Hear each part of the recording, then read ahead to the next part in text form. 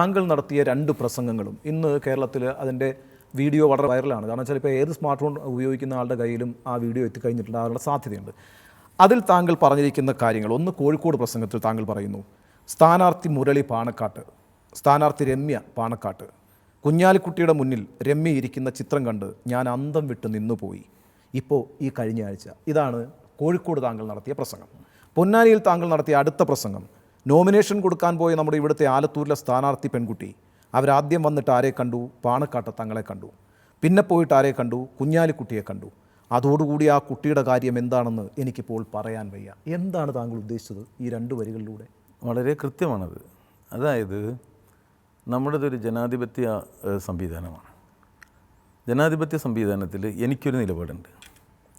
എൻ്റെ നിലപാട് വർഗീയ വൽക്കരണത്തിനെതിരാണ്. അതെൻ്റെ പാർട്ടിയുടെ നിലപാടാണ്, എൻ്റെ മുന്നണിയുടെ നിലപാടാണ്. നമ്മുടെ നാട് വലിയ തോതിൽ വർഗീയവൽക്കരിച്ചുകൊണ്ടിരിക്കുന്നു. തീവ്ര ഹിന്ദുത്വ വർഗീയത വളരെ ശക്തമായിട്ട് നമ്മുടെ നാടിൻ്റെ മേധാവിത്വം പിടിച്ചെടുത്തതിൻ്റെ അനുഭവത്തിലാണ് ഈ തെരഞ്ഞെടുപ്പ് നടക്കുന്നത്. സ്വാഭാവികമായിട്ടും അതിൻ്റെ ഒരു മറുഭാഗം എന്നുള്ള നിലയിൽ മുസ്ലിം വർഗീയതയും ശക്തിപ്പെടുന്നുണ്ട്. അപ്പോൾ തീവ്ര ഹിന്ദുത്വം ഒരു ഭാഗത്ത്, മുസ്ലിം വർഗീയത വേറൊരു ഭാഗത്ത്. ആ മുസ്ലിം വർഗീയത തന്നെ കുറേ കൂടി തീക്ഷ്ണമായ തരത്തിൽ മുസ്ലിം തീവ്രവാദമായി മാറുന്ന ഒരു പ്രവണത മൂന്നാമതൊരിടത്ത്. നമ്മുടെ ഇന്നത്തെ ജനാധിപത്യത്തിൻ്റെ ഏറ്റവും വലിയ ആപത്ത് ഇതാണ്. അപ്പോൾ വർഗീയതയിലെ ഒന്നാമത്തെ വർഗീയത എന്നാൽ എനിക്ക് ഹിന്ദു വർഗീയവാദത്തോട് വളരെ കാർക്കശ്യമുള്ള എതിർപ്പുള്ള ഒരാളാണ് ഞാൻ. അതുപോലെ തന്നെയാണ് മുസ്ലിം വർഗീയവാദവും. അത്രത്തോളം തീവ്രമല്ലെങ്കിലും മുസ്ലിം വർഗീയവാദവും സമൂഹത്തിന് ഗുണം ചെയ്യുന്ന ഒന്നല്ല.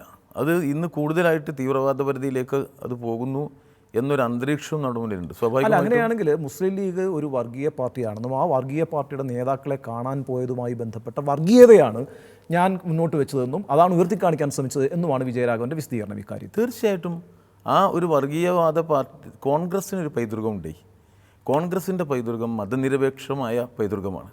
മലബാറിലെ കോൺഗ്രസ്സിന് അതിനേക്കാൾ മികച്ചൊരു പൈതൃകമുണ്ട്. അത് മുഹമ്മദ് അബ്ദുറഹിമാൻ്റെ പൈതൃകമാണ്.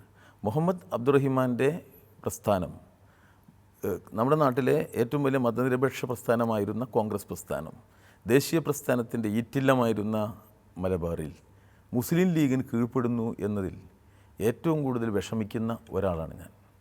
അതിൻ്റെ ഭാഗമായിട്ടുള്ള വിമർശനം എന്നതിനപ്പുറത്തേക്ക് ഇത് രാഷ്ട്രീയമായ ഒരു വിമർശനം അല്ല. അങ്ങനെയാണെങ്കിൽ താങ്കൾ പറയുന്നത് കുഞ്ഞാലിക്കുട്ടിയെ കണ്ടു, അതോടുകൂടി ആ കുട്ടിയുടെ കാര്യം എന്താണെന്ന് എനിക്കിപ്പോൾ പറയാൻ വയ്യ. ഇതാണ് താങ്കളുടെ പൊന്നാനി പ്രസംഗം. അതേപോലെ തന്നെയാണ് കോഴിക്കോട്ട് പറഞ്ഞിരിക്കുന്നത്, കുഞ്ഞാലിക്കുട്ടിയുടെ മുന്നിലിരിക്കുന്ന ചിത്രം കണ്ട് ഞാൻ അന്തം വിട്ട് നിന്നുപോയതാണ് ഇപ്പോൾ ഈ കഴിഞ്ഞ ആഴ്ച. ഇവിടെ രണ്ടിടത്തും കുഞ്ഞാലിക്കുട്ടിയെ രമ്യ കാണുന്നതുമായി ബന്ധപ്പെട്ടാണ് താങ്കൾ ഈ പ്രശ്നം ഉന്നയിക്കുന്നത്. അതേസമയം അവർ പാണക്കാട് തങ്ങളെ കാണുന്നുണ്ട്. പാണക്കാട് തങ്ങളുടെ മുന്നിലിരിക്കുന്ന ചിത്രം കണ്ടിട്ട് ഞാൻ അന്തം വിട്ടു പോയി എന്നോ, പാണക്കാട് തങ്ങളെ കണ്ട സ്ഥിതിക്ക് ഇനിയിപ്പോൾ ഈ കുട്ടിയുടെ സ്ഥിതി എന്താവുമെന്നോ താങ്കൾ പറയുന്നില്ല. ഇവിടെയാണ് അശ്ലീലം കടന്നു വരുന്നത്. പാണക്കാട് തങ്ങളുടെ കൂടെ ഈ കുട്ടി നിൽക്കുന്ന ഒരു ചിത്രം ഞാൻ കണ്ടിട്ടില്ല. ഇത് പത്രത്തിൽ കണ്ടൊരു ചിത്രം മാത്രമാണ്. ഇത് നമ്മളതിൻ്റെ ബാക്കി ഭാഗത്തേക്കൊന്നും പോകുന്നില്ല. ഇവിടെ എന്താ, എല്ലാ കോൺഗ്രസ് സ്ഥാനാർത്ഥിയും ലീഗിൻ്റെ മുന്നിൽ പോയി ആദ്യം അതിന് കീഴ്പ്പെട്ട് മുന്നോട്ട് പോവുകയാണ്. ലീഗ് നേതാക്കളാകട്ടെ ഏറ്റവും ജനവിരുദ്ധമായ നിലപാടുകൾ സ്വീകരിച്ചിരിക്കുകയാണ്. ശ്രീ കുഞ്ഞാലിക്കുട്ടിയെ സംബന്ധിച്ച് തന്നെ നമ്മളുടെ ഒരു വിമർശനം എന്താ, ഇപ്പം മുത്തലാഖ് ബില്ല് വന്നു. ആ മുത്തലാഖ് ബില്ലിൽ അദ്ദേഹം വോട്ട് ചെയ്തിട്ടില്ല. നമ്മുടെ നാട്ടിലെ മതന്യൂനപക്ഷത്തെ സംബന്ധിച്ചിടത്തോളം ഏറ്റവും വിഷമമുണ്ടാക്കിയിട്ടുള്ള ഒരു കാര്യമാണ്, പൊതുസമൂഹത്തെക്കുറിച്ച് ഏറ്റവും കൂടുതൽ വിഷമമുണ്ടാക്കിയിട്ടുള്ള കാര്യമാണ്. അങ്ങനത്തെ ഒരാളിൽ നിന്ന് അനുഗ്രഹം വാങ്ങുന്നതിലുള്ള അത്ഭുതമാണ് ഞാൻ പ്രകടിപ്പിച്ചത്. അല്ല, അങ്ങനെയാണെങ്കിൽ താങ്കളുടെ പാർട്ടി സെക്രട്ടറി പിന്നീട് ഒരു വിശദീകരണവുമായിട്ട് വന്നു. ഒരുപക്ഷേ താങ്കൾക്ക് വേണ്ടി രംഗത്തിറങ്ങി ആദ്യമായി പ്രതികരിച്ചത് കോടിയേരി ബാലകൃഷ്ണനാണ്. പിന്നീട് ആരുടെയും പ്രതികരണങ്ങൾ അക്കാര്യത്തിൽ ഞാൻ കണ്ടിട്ടുമില്ല. കോടിയേരി പറഞ്ഞത് കുഞ്ഞാലിക്കുട്ടിയാണ് താങ്കൾ കളിയാക്കിയതെന്നാണ്. അങ്ങനെയാണെങ്കിൽ കുഞ്ഞാലിക്കുട്ടിക്ക് കേരളത്തിൽ കുഞ്ഞാലിക്കുട്ടിയുമായി ബന്ധപ്പെട്ട് വളരെ വിവാദമായൊരു കേസുള്ളത് ഐസ്ക്രീം കേസാണ്. ആ കേസുമായി ബന്ധപ്പെടുത്തിയാണെങ്കിൽ വീണ്ടും അപമാനിക്കപ്പെടുന്നത് രമ്യ ഹരിദാസ് തന്നെയാണെന്ന കാര്യത്തിൽ സംശയമില്ല. അത് അരക്കെട്ടുറപ്പിക്കുകയാണ് കോടിയേരി ചെയ്തത്. കുഞ്ഞാലിക്കുട്ടിയെയാണ് കളിയാക്കിയത് എന്നാണ് പറഞ്ഞത്. പ്രസംഗം എന്നുള്ളത് വളരെ സീരിയസ് ആയിട്ടുള്ള രാഷ്ട്രീയ വിഷയങ്ങൾ പറയും. അതിൻ്റെ കൂട്ടത്തിൽ നമ്മൾ അതിൻ്റെ അത്ര തന്നെ ഗൗരവം കുറച്ച് ഭാഷയുടെ വിന്യാസങ്ങളത്, അതിനെ അങ്ങനെ കണ്ടാൽ മതി. അതിനെ മറ്റ് ഭാഗത്തേക്ക് ഒന്നും പോകേണ്ട കാര്യമില്ല. ഇത് ഞാൻ പറഞ്ഞത് എന്താ വെച്ചാൽ, കുഞ്ഞാലിക്കുട്ടിയെ കാണുന്നത് കൊണ്ട് പ്രത്യേക രാഷ്ട്രീയ നേട്ടമല്ല, കോട്ടമാണ് ഉണ്ടാക്കുക എന്ന ഊന്നലാണ്. അത് സംബന്ധിച്ചുള്ള പ്രസംഗ ശൈലിയുടെ കാര്യമാണ് സഖാവ് കോടിയേരി പറഞ്ഞു. ഈ കോഴിക്കോട് താങ്കൾ ഈ പ്രസംഗം നടത്തുന്നു, പിന്നീട് അത് പൊന്നാനിയിൽ ആവർത്തിക്കുന്നു.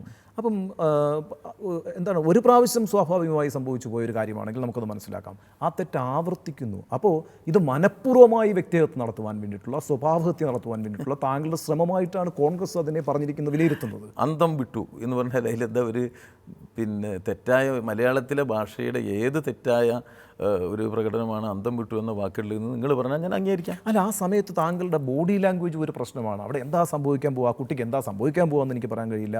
ആ ചിത്രം കണ്ടപ്പോൾ ഞാൻ അന്തം വിട്ടുപോയി എന്നൊക്കെ പറഞ്ഞുകൊണ്ടുള്ള താങ്കളുടെ ശരീരഭാഷ തന്നെ അത് രമ്യയെ അപമാനിക്കൽ മാത്രമല്ല, കേരളത്തിലെ സ്ത്രീത്വത്തെ മൊത്തം അപമാനിക്കുകയാണ് എന്നുള്ള ആരോപണവും താങ്കൾ ഇപ്പോൾ നേരിടുന്നുണ്ട്. അത് നിങ്ങളുടെ വ്യാഖ്യാനം. അത് ഞാൻ ആരോപണമായിട്ട് ഞാൻ എടുക്കേണ്ട കാര്യമില്ല. ഞാനങ്ങനെ ഉദ്ദേശിച്ചെങ്കിൽ എനിക്ക് ഉദ്ദേശിക്കുന്ന ബോഡി ലാംഗ്വേജ് എന്ന് പറഞ്ഞൊരു ഭാഷകളായിട്ട് എനിക്കറിയില്ല. മലയാളം, ഹിന്ദി, തമിഴ് എന്നൊക്കെ അറിയാം.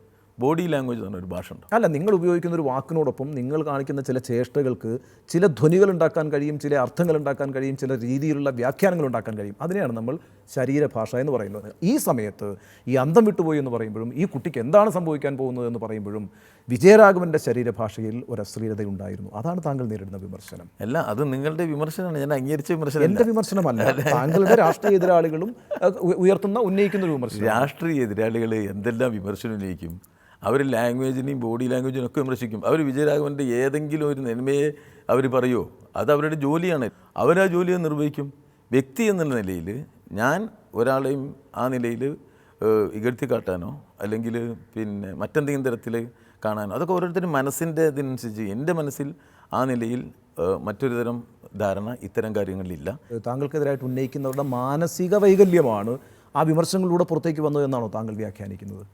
വേണമെങ്കിൽ അങ്ങനെ പറയാം. കാരണം നമ്മളൊരു വിഷയത്തെ എപ്പോഴും താങ്കൾ സത്യസന്ധമായ ഒരു കാര്യം പറഞ്ഞു. രാഷ്ട്രീയ രാഷ്ട്രീയ വിഷയത്തിൽ അശ്ലീലം കാണുന്നവർക്ക് അവർക്ക് മാനസിക